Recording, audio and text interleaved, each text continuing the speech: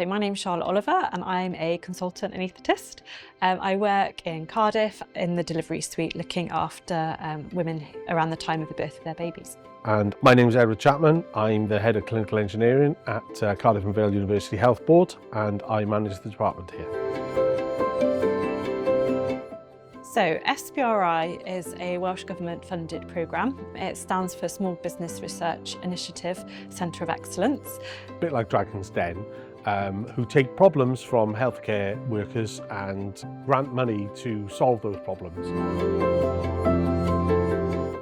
Our problem was that the nitrous oxide is a greenhouse gas. It was causing global warming as it gets released into the atmosphere. Our challenge focused on decarbonisation of Entonox, which is a gas used for pain relief. It's a 50% mixture of oxygen with 50% nitrous oxide. My name's David McLaughlin. I look after a small company called eBreathe Limited, based out of Northern Ireland, and we specialise in science and technology development. So the product we developed, N2O Clear, relies upon a catalyst, so it's kind of like a catalytic converter in a car. It takes the exhaled Entonox from the patient, heats it up, passes it over a catalyst and turns it into the component nitrogen and oxygen, and that gets rid of the environmental impact of Entonox. I call it an Entonox cracker.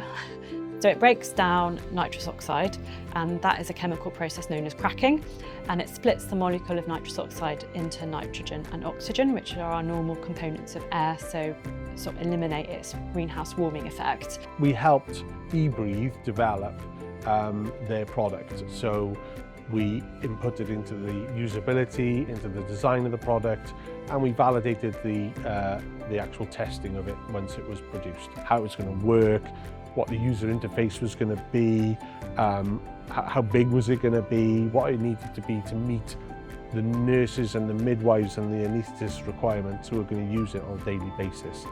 So throughout the project, we were able to build good relationships with the engineers, with the clinicians. We're hoping that those relationships will continue and that we'll continue to get that user feedback on the product and how we can continue to enhance it further in the future. I was able to give the clinical perspective as the technology evolved, how easy it was going to be for staff to use the equipment that we were developing.